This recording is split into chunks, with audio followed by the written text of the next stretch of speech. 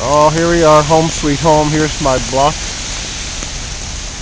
And you can see the snow is just coming down. It's coming down something fierce. They said it's falling at a rate of about 2 inches per hour. So we should be getting about 8 inches of snow tonight.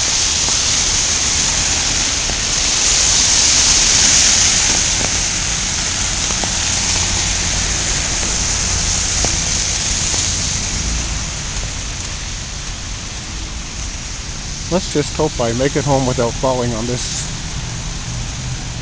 nice icy mixture on the sidewalks.